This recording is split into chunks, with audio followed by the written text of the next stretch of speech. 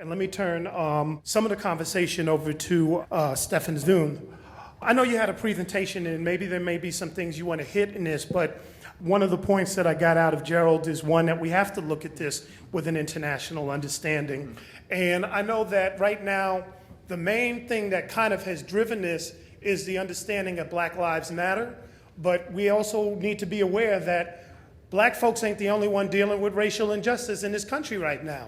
And so if you're here in California, you're seeing a lot of activity with Black folks. Don't forget there's a whole lot of brown folks that outnumber us that are also dealing with this. There's been more brown folks shot and killed in California than Black folks. And the reason why I bring this up is because oftentimes we like to put people in compartments, and we want to forget that there's a very sizable population of people all across the board that are dealing with this. There are a lot of Southeast Asians dealing with racial injustice, and there's a lot of people from the Middle East who identify as Arab or Muslim that are also dealing with this. So we're going to have to really take hold of this in a big way. And you being focusing on Middle East policies, maybe you can jump in and maybe make that connection between some of the things that you're doing with as we try to tie it into racial justice.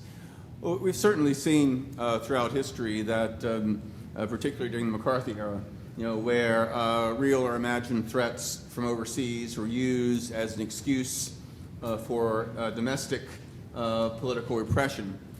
And since this is a Democratic gathering, I want to mention that unfortunately there are Democrats in elected offices that have, in supporting certain allied governments in the region, have passed a series of resolutions that have pretty frightening implications in terms of domestic political repression. I just want to give a couple of examples.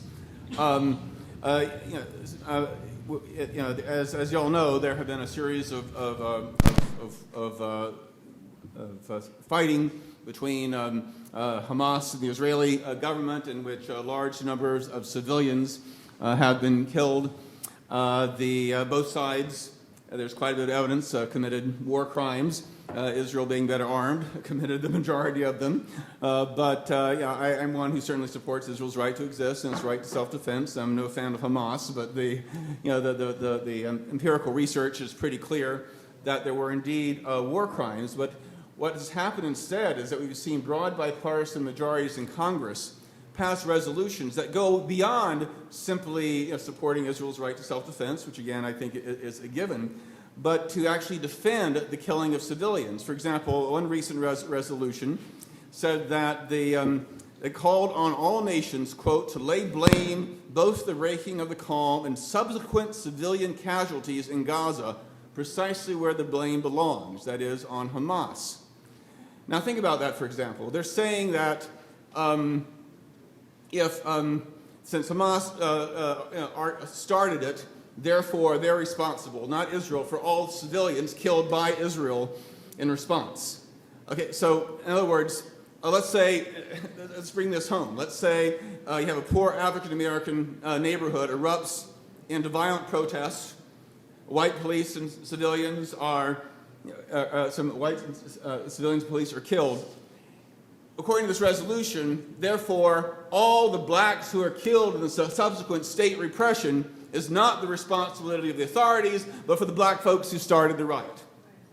Again, this goes against long-standing Western jurisprudence that says that the approximate cause of a crime cannot claim innocence because of influence by another party. I mean, this goes back to the Magna Carta, and they're saying, oh no, all the results are later. Similarly, Hillary Clinton, in her interview with the Atlantic, blamed Hamas for Israel's bombing of a civilian school, which killed 15 people, mostly women and children, civilians. There was no military activity anywhere nearby. There were all these investigations. Even the Obama administration condemned it. But Hillary Clinton said, oh no, it's Hamas's fault because, again, they're the ones who started the fighting. Again, think of the implications here at home. An even more frightening example was, some of you may remember the flotilla incident, where you had this humanitarian aid flotilla of 10 ships. The Israelis basically hijacked and kidnapped the people. In one place, they ended up killing 10 civilians. Well, autopsy reports and a UN investigation led by Sir Geoffrey Palmer, the former New Zealand Prime Minister, saw that at least half the people killed were not resisting, and none of them had any lethal weapons. One of the people who died was a 19-year-old U.S. citizen, originally from upstate New York. He was, according to eyewitness accounts, he was simply videotaping the Israeli raid. He was shot, and while he was wounded on the ground, the Israeli shot him in the back of the head, at point-blank range, and shot him several other times. Again, this is confirmed by the autopsy reports.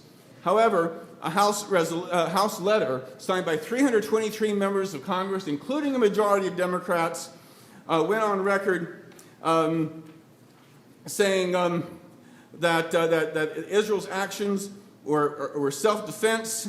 They were forced to respond to the attack. They fully supported the Israeli action.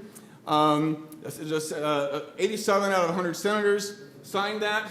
And let me tell you some of the names of people who signed that. Barbara Boxer signed it, the Senate version. On the House side, we had California Democrats Dennis Cardoza, Jim Costa, Susan Davis, John Garamendi, Doris Matsui, Jerry McNerney, Gary Miller, Grace Napolitano, Laura Richardson, Lucy Orogo Allard, Linda Sanchez, Brad Sherman, Mike Thompson, and Henry Waxman. Now, let's take this again to use the domestic example. Let's say you have a Black Lives Matter protest. The cops attack. Some protesters fight back. A 19-year-old black kid is filming the confrontation. He is shot, and then shot again multiple times as he lies wounded on the ground.